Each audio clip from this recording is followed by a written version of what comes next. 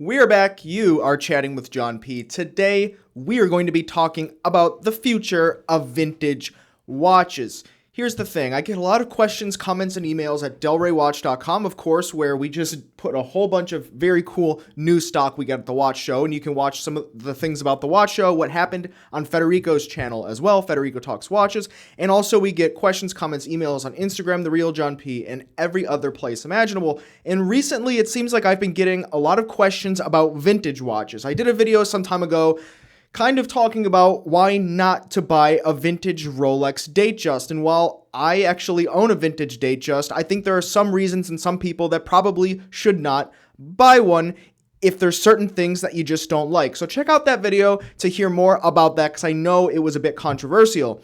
But I get all these questions, comments, and emails, and people want to know, should I buy a vintage watch? Should I wait? Do they run? This and that. But mostly it's about whether or not they're collectible. You see all these auction prices, $1 million, $2 million, even more for certain watches, and obviously less for the lesser desirable pieces. But you see all these numbers, and people want to get in them as investments. So we're going to talk about it, but wait. What is that? Something? Fed, what did you do here? I don't know. This just looks off on the frame. Okay, this is cool. We actually, we just got this in, and I'll touch on this a little bit. This is a ceramic version, the ceramic bezel Rolex Submariner date. We just got this in at delraywatch.com. This is actually a minty example. There was someone out there that actually wanted this and sent us an email some time ago. I'm not sure if Fed reached out to him, but nonetheless, you'll probably see this on the website Delray today. Here's the thing about this really quick. I know I talk a lot of smack about current generation Rolex and too many people going after them sometimes, but really, unless you put one of these on your hand, and I know a lot of people can't because they're not in the stores. If I want to go to the store, they're not available. No one can put them on their wrist. They're actually super high quality watches. Like, yeah, is there a lot of hype? Sure, of course, but these really do shine, and there's something about having them in your hand, especially this higher grade steel than what's something that's used in my Omega Seamaster, like on my wrist. It really, you can feel a little bit of a difference, and that's not just the snob in me talking. So that's something to consider. If you can actually try one of these on, or you're interested in them, or you know it, you know the feeling, you know what I just mentioned. But running back into the vintage watches, here's the thing, since there's so much buzz around auction prices, yeah, people are starting to buy them a lot more. And this has been a trend going on over the last, certainly 10 years, but even more so in the last 5, and definitely more so in the last 1 year. And to give you an example, Value 72, iconic movement. Version of this movement was used in vintage Rolex Daytonas, including the Newman, but other brands use this movement as well. And so now for some off-brand,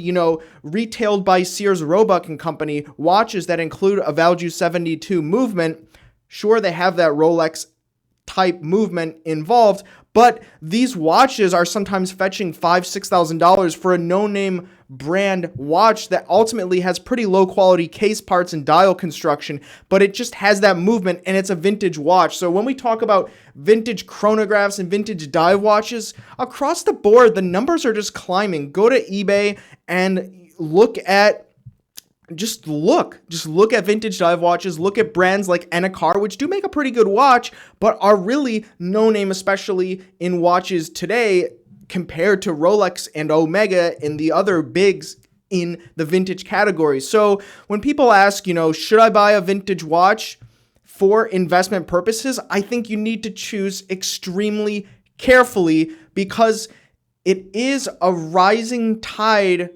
raises all boats type of scenario we have here, but certain brands are far outperforming the rest, because there are some dive watches that, sure, they've gone up in price, they've gone up in value, but they're just not that desirable. So the things I like to recommend when buying a vintage watch is, if you don't go for the Rolex watches in the vintage category, whether they're hard to get or the prices are just too high or you don't see the value there, which is understandable and very reasonable, try to find something that looks a lot like it. For example, there's a watch called the Titus Calypso-Matic, which looks a lot like a vintage Rolex Submariner, but it's for a fraction of the price. And realistically, these watches are maybe $200, $300, $400 at the most, where I think the value probably should be, considering just the quality and also the brand recognition. But when you factor in that it looks like a vintage Rolex and it is a true vintage watch with,